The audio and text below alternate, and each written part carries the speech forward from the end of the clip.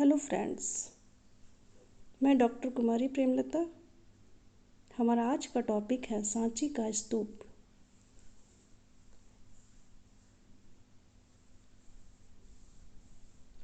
शताब्दियों पूर्व भारतवर्ष की धरती पर स्थापित सांची एक ऐसा स्थल है जो अपनी विशिष्ट वास्तुकला के लिए विश्व प्रसिद्ध है।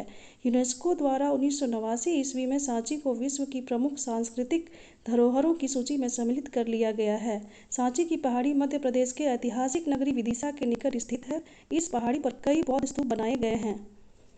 एक ब्रिटिश अधिकारी जनरल टेलर द्वारा 1818 ईस्वी में सांची के स्तूपों की खोज की गई थी।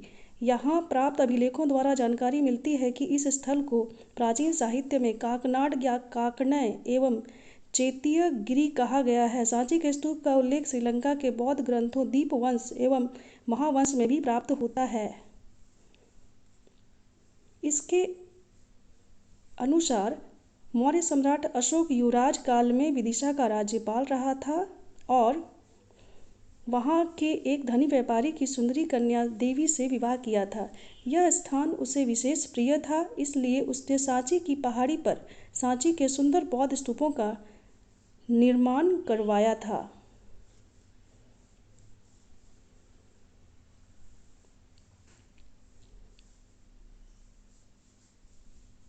सांची का स्तूप मौर्यकालीन वास्तुकला का उत्कृष्ट स्मारक है। सांची में मुख्य रूप से 3 स्तूपों का निर्माण किया गया था। इनमें एक विशाल एवं 2 छोटे स्तूप हैं। सबसे विशाल स्तूप महास्तूप कहलाता है।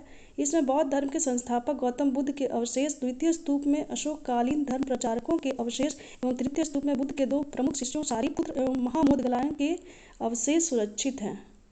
महास्तूप का निर्माण मौर्य सम्राट अशोक के काल में हुआ था।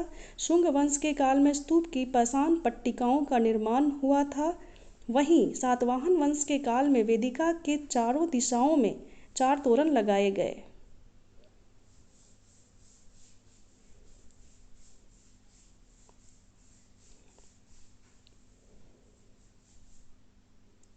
आज भी सांची स्तूप की वेदिका में द्वार पर स्थित तोरण अत्यधिक सुंदर, कलापूर्ण एवं अलंकृत हैं। यहाँ के लगभग 34 फीट ऊंचे प्रत्येक तोरण द्वार में 2 स्तंभ लगे हैं।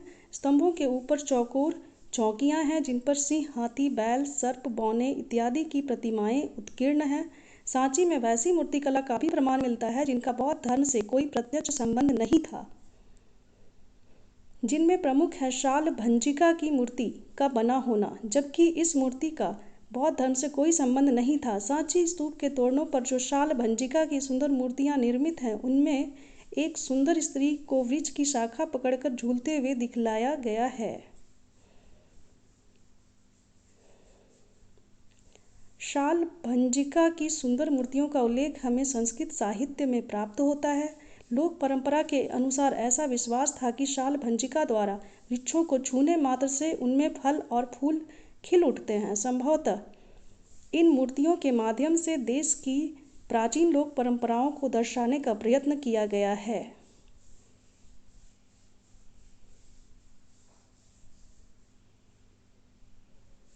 निष्कर्षतः सांची का स्तूप न केवल बौद्ध संस्कृति एवं प्राचीन परंपराओं का प्रतीक है, बल्कि यह भारतीय संस्कृति, वास्तुकला और कला का उत्कृष्ट नमूना है।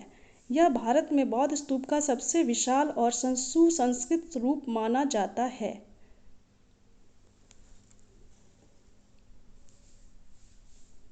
Thank you.